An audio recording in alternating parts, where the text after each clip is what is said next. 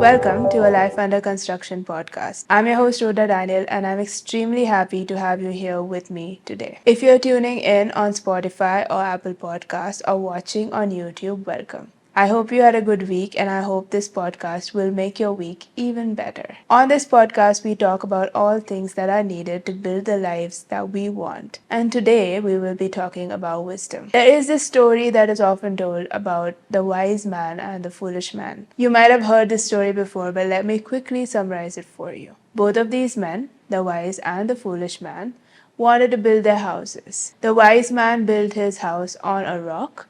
The foolish man built his house on sand. Both of these houses were built, and both of these houses were standing. However, when the storm came, when the rains came, guess which house fell down? The house that was built on sand fell down. It came crumbling down, whilst the other one stood firm on the rock that it was built on. Wisdom is that rock. Wisdom is that rock that we need to build our lives on. If you're listening to this podcast, I know one thing for sure, and that is that you are serious about building your life. I also know that this podcast is not the only thing that you are consuming in order to build your life. You're probably listening to other podcasts, watching other videos, reading other books in the quest of trying to find wisdom from people who have gone before you. But wisdom is not just about listening to the wise. Wisdom is about listening and then doing what wisdom says. Most of us listen. We're very good at listening. We're very good at consuming, but we don't do. That's why most of our houses, if you look closely enough, if you take the time to look closely enough, are on the verge of crumbling because they are built on sand. We have listened to all the wisdom. We have taken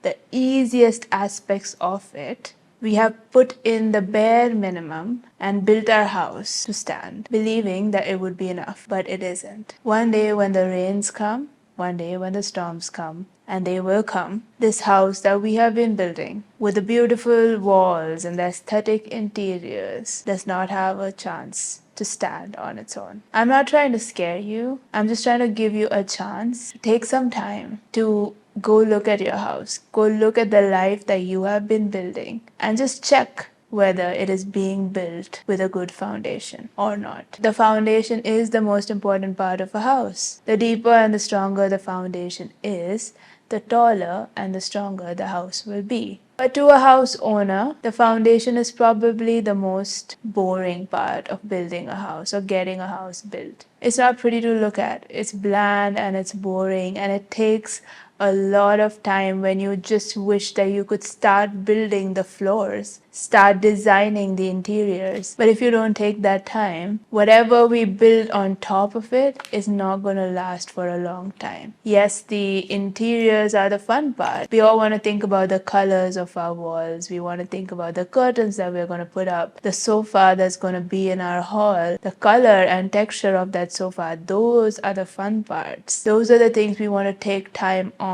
Those are the things that we know that others will see. Nobody's going to come into your house and admire the foundation. They're going to admire the interiors. So we wish we could skip the part of the foundation. We wish that it didn't take so much time. We wish that we could skip to the good part. But it is the foundation that sets the house up for success and stability. It is the foundation that sets us up for success and stability in our lives. To build a sustainable home, more time needs to be spent on the foundation. To build a sustainable life, more time needs to be spent on the foundation. How we spend that time, or are we willing to spend that time, is the question. And that begins with assessing our own lives, having an honest look at our own lives, at the lives that we live, at who we are when no one is looking. I'm not talking about the lives that we portray to others, the person that we portray to others. I'm talking about who we are when no one is looking. When we look at that life of ours, when we look at our inner self, are we happy or proud of that self? Or do we usually change ourselves for others because we are not truly happy with the self that we have created, with who we truly are? If you look at yourself, the person you are, behind all those appearances that you have created in front of people, all the appearances that you have created on social media, if you are not happy with the person you are today,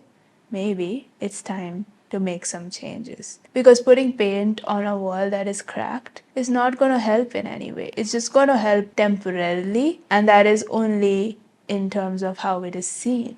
The wall is still cracked if you look underneath. And unless you deal with that crack, unless you deal with that issue, there's no amount of paint that you can slap on it that is going to change the strength of that wall. So take that look at your life, assess yourself as a person, deal with the foundation, deal with the root causes. And all of us know what these are. I don't have to tell you what you need to do. You know what you need to do. You know what you need to do to fix your life. You know the habits that you need to give up on. You know the qualities that you need to develop. You know the person that you want to be. Do that work. Do the inner work in solitude. Take that time in solitude to work on yourself. It might seem boring, it might seem bland, but it is the basis for your life. It is the foundation for your life. And I truly believe that the more that is expected out of us in our external world, the more responsibilities that we have in our external world, the more time we need to spend in our internal world. Because everything flows from who we are inside. We can't get by with shortcuts. We can't get by with doing the bare minimum. We need to put in the work. For that, we also need to have the humility to accept the fact that we do not know everything. Our understanding and our knowledge is so limited, and the moment we accept that is when we open ourselves up to wisdom. But many of us do not accept that. We struggle with accepting that because we believe we know everything. We believe we know better than the next person. And while that might be true, that you know better than the person next to you, that still does not mean that you know everything. That still does not mean that you have the wisdom that you need. Do not lean on your own understanding. Lean on God's understanding. Lean on the understanding of older, wiser people who have gone before you. Do not lean on your own understanding, because your own understanding is fickle sometimes. It changes based on your moods and your emotions and your circumstances. It's often based on your experiences and not on the truth. It is not going to point you to the true north. When you humble yourself, you are able to find wisdom in the right places and follow that wisdom that will lead you down the right paths in life. And when you find that wisdom, when you find that understanding and you gain discernment in life, stay strong in your convictions, because that is again a place where we all falter. We build that foundation, but we get easily distracted by what the world is telling us, and the world is telling us a lot. When you make a decision based on wisdom, when you make a decision based on your beliefs and your convictions, there will be 10 people or 100 people sometimes countering what you believe to be true. So you need to be strong that once you know which way is north, you are not going to stop and ask every single other person for directions, especially if they are directing you the wrong way. You know this is north. So why would you waste your time asking other people for their opinions? Sometimes, yes, I understand that people will give you their opinions when you don't ask for it, and that is where your convictions need to be so clear. And that is all built in the quiet place. You can't do that in public. You need to spend that time in solitude, in quietness, to build your foundation, because once you're out in the world, there are going to be so many counter arguments that you better be strong in what you believe in.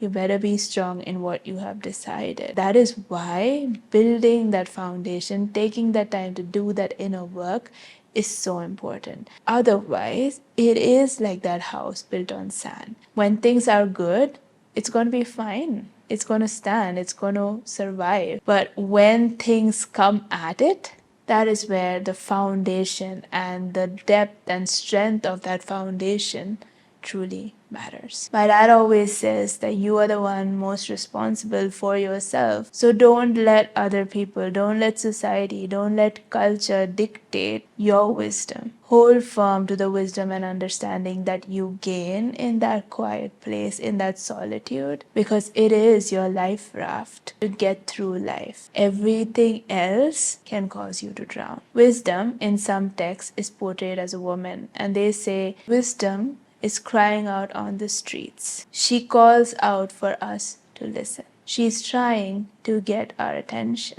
If only we take the time to stop and listen. If only we humble ourselves and listen to what she has to say. If only we choose wisdom and we live our lives with wisdom and discernment. If only. Only then we will be able to build a foundation that will not crumble in the face of adversity. No matter what happens, our foundation is going to remain strong and we are going to be able to continue down the path that we were supposed to walk on without getting distracted, without getting destroyed, without getting misdirected onto any other path. So that is my hope and prayer for each and every one of you listening here today, that today you will choose wisdom, that you will take the time to assess your own life, your inner life, to check whether your foundation is in order, that you will truly humble yourself and accept wisdom that has been given to you, and then decide to choose wisdom and never let it go. So that's it for today's podcast. I thank you so much for tuning in. If you have anything to add to this conversation, you can write to us at alifeunderconstruction.com, or you can DM me on Instagram. If you're watching on YouTube, you can also put your comments down below. And I will see you again next week with another topic that will help you live the life that you were meant to live. Next week's episode is the last one of season 1, so don't forget to subscribe and follow to ensure that you don't miss it.